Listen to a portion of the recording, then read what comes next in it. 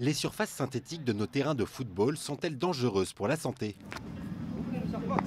Au cœur des pelouses de nos stades, on trouve de petites billes noires qui amortissent les chocs. Adultes et enfants, professionnels ou joueurs du dimanche, les sportifs en contact avec ces billes en retrouvent fréquemment dans leurs cheveux ou sous leurs vêtements. Faites en caoutchouc de pneus recyclés, ces copeaux pourraient en fait représenter un danger pour la santé. Ces produits qui n'étaient pas prévus initialement pour être intégrés dans des jouets ou dans des choses, finalement se retrouvent potentiellement au contact des sportifs, des enfants. Ces particules, soit lorsqu'elles sont au contact, soit lorsque l'on va transpirer dessus, se frotter, se rouler par terre comme un gardien de but.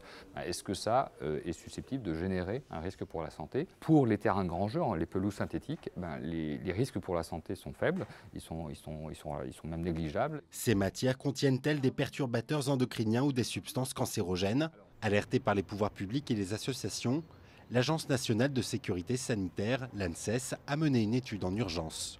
Pas de résultats concluants sur une possible nocivité. Certaines communes préfèrent tout de même appliquer le principe de précaution. À Villiers-sur-Marne, un nouveau terrain synthétique est en construction. Comme matière, c'est quoi? C'est du caoutchouc Avec de la résine. Caoutchouc mélangé avec la résine. D'accord.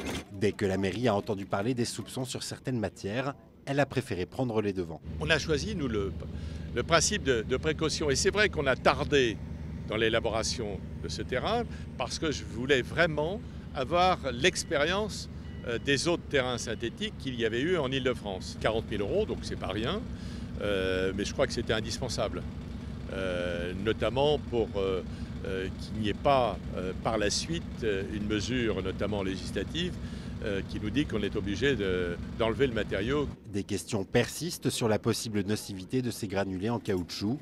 Pour pallier aux interrogations, une proposition de loi visant à contrôler ce matériau sera examinée mercredi prochain au Sénat.